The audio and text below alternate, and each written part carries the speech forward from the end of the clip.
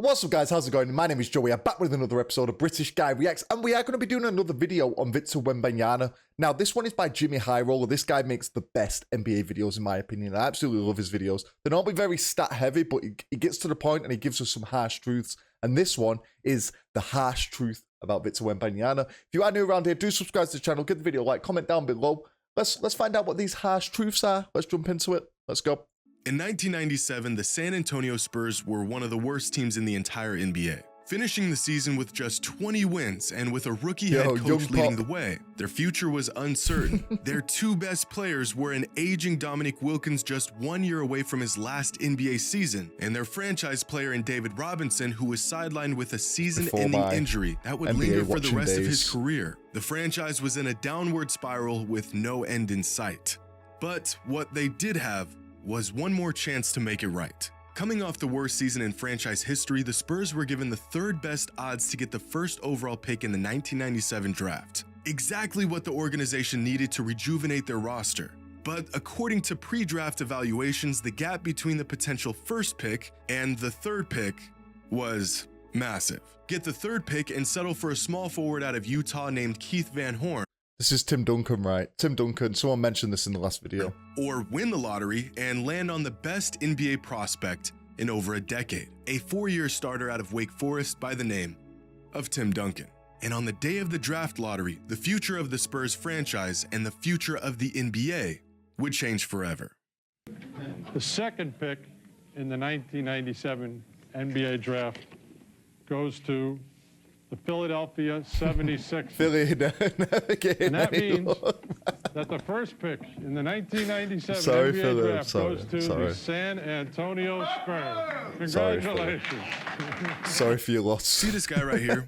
That's Spurs chairman Peter Holt. And in this moment, he was the happiest man on earth because he just won the first overall pick in the 97 NBA draft. Who he would pick was already a foregone conclusion. But not Peter or anyone else at the time knew that the Spurs just won the rights to one of the greatest players in the history of the game.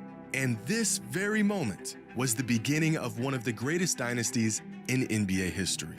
And now 26 years later, luck would have it that the Spurs have found themselves right in the middle of another historic night once again, because they now have the rights to the #1 overall pick in the 2023 NBA draft. And the prospect they plan on picking up is claimed to be bigger and better than anything we have ever seen. As we get closer to draft day, the hype surrounding Victor Wembanyama is growing by the minute. Experts and analysts claiming he's the greatest prospect in the history of the sport. Some even claiming he's the best prospect of any sport ever. The franchise that gets him believed to have hit the basketball jackpot that will set them up for 2 decades of success and championships.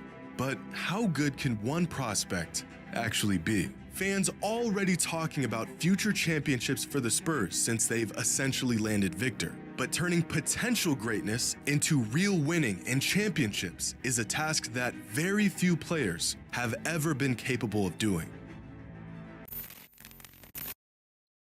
I mean, on Wembanyama's part, it's a very good place. Well, we got a little DraftKings sponsorship here for you guys.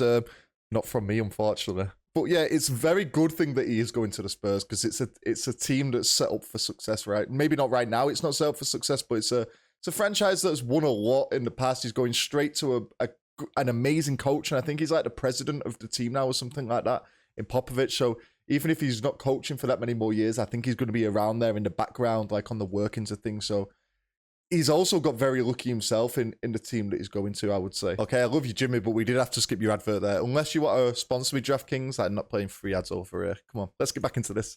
Out of the last 25 #1 overall draft picks, how many do y'all think have won a Finals MVP?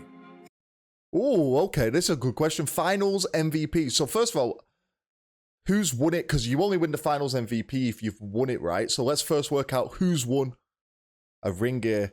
98.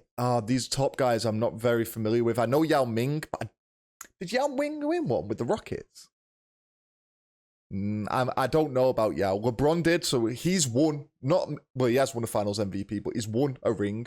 Dwight's won a ring with the Lakers, but he definitely didn't win Finals MVP then. Bogut. Did Bogut win one with Golden State? Or was he? I don't think they. I know he was at Golden State, but I don't know if they were winning back then. I'm going to go with no. Derrick Rose, well, Bargiani, no. Greg Oden, no. Derrick Rose didn't win one, unfortunately. I do love Derrick Rose, though.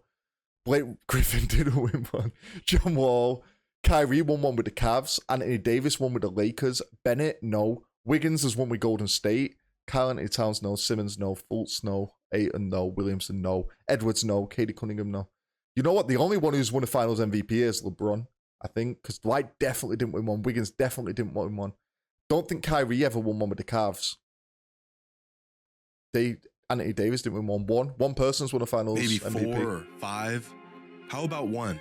There has been one number 1 overall pick in the last 25 seasons who has won a Finals MVP. But Finals MVPs are about the toughest thing to win in all of basketball. So what about regular season MVPs? How many of the last 25 first overall picks have won at least one of those? Maybe Yao might have got one, but I don't know. Yao might have got one. Could Dwight have won one? I don't know this one. Dwight might have won one. Back in the... Nah, would he have though? No, I don't know if he would have. It's going to be one again in it, or 2. 2. LeBron James and Derrick Rose. Oh, Derrick. I forgot about Derrick Rose, How about this? How many of the last 25 number 1 overall picks do you think have won a championship? Okay, 5. I've got this one right, I reckon. LeBron, Dwight, Kyrie, Anthony Davis, Andrew Wiggins, 5. You could be a role player for all I care. As long as they have a ring, it counts. But the answer is still just 6. What? Winning in the NBA. Bogut did win one. Is very, very hard to do. But fans and experts are already putting this burden on a kid who hasn't even been drafted yet. But we've done this before. Unrealistic hype and expectations met with inevitable disappointment. It feels like just yesterday, Zion Williamson was being regarded as the greatest basketball prospect of the decade. And yet here we are, 4 years later, and Zion has played in just 29 games over the last 2 seasons and has yet to play in a single playoff game. Great player, but as of right now, far from the franchise-altering force he was hyped up to be. Here's another player who was said to be a generational prospect. Who's this? LeBron James. Don't know him. Coming into the NBA. Nicknamed the Fresh Prince, being that he was the successor to LeBron King James. This is Ben Simmons, a player that was too afraid to take a shot in a playoff game and peaked in his second season in the league. And we do this to young players far more often than you would think. DeAndre Ayton is a solid NBA player. Nowhere near a superstar, but he could be a key piece on a championship-winning team. Now, would you believe that just 3 months before he was drafted, he was labeled as a, quote, anomaly? In the moment, it always feels like the next guy up is going to be the guy. And then shortly after, we forget about the unwarranted comparisons and move on to the next guy. But to really understand how sorry for that face, did you see his shoes? Rare it is to draft a player who becomes an all-time great, stays healthy, and stays loyal to the franchise that drafted him, we have to look at the teams and players who actually did it. If we're talking about transcendent players who led the team that drafted them to multiple championships, then that list only includes 7 players who were drafted in the modern. Woohoo! What a lineup this would be. Look at that. Steph, Dwayne Wade, Kobe, Tim Duncan, Michael Jordan, Hakeem, and Isaiah Thomas. Isaiah Thomas, obviously, I never saw Hakeem or Isaiah, to be honest. Never Jordan live either, but you know, everyone knows about Jordan. NBA.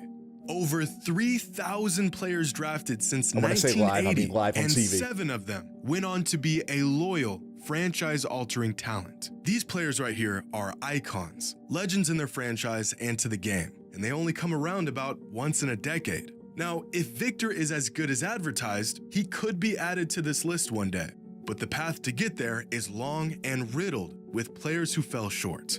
But in the NBA, even the stars, superstars, and once-in-a-generation talents struggle to win the ultimate prize. Luka Doncic has been a phenom since he entered the NBA, so far exceeding all pre-draft expectations. And yet 5 seasons into his NBA journey, and he has yet to see the finals, and even missed the playoffs in this last season. Kevin Durant is one of the greatest players to ever touch a basketball, but even he had to abandon the team that drafted him to join a juggernaut of a team to win a championship. James Harden, Russell Westbrook, Chris Paul, Damian Lillard, Joel Embiid. The list of all-time great players who have yet to win a title or find any real success in the playoffs is massive, which makes the expectations on Wembanyama all the more baffling. To think that a 19-year-old can come into a struggling franchise and turn everything around may not be realistic.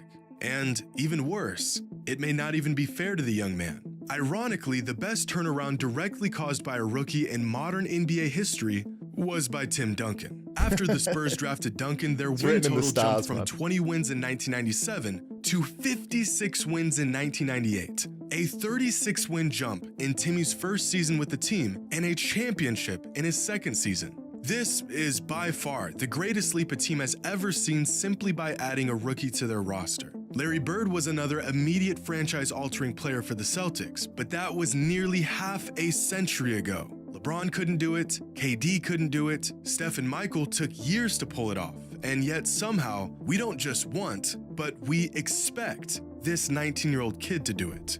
I really think some fans don't understand the pressure that they are putting on Wembanyama. He could be great, amazing, injury-free, generational, and to expect this level of excellence out of him could still be far too much. Over the past 25 seasons, the average MVP finishes the season with a win share total of 15.2. Over that same time span, the average All-Star has a win share total of 10. And among the 450 active players in any given season, the average single-season win share total across the league is just 2. Now, over the last 25 years, among number 1 overall picks in their rookie season, the average win share total is 4.2. That number jumps to 5.7 in their second season and then hits 7.9 in their third season. But by season 4, many of these once prodigies start to lose their minutes. They fall out of the rotation, they fail to adapt their game and skill sets to the NBA, and the average win share falls to 6.7.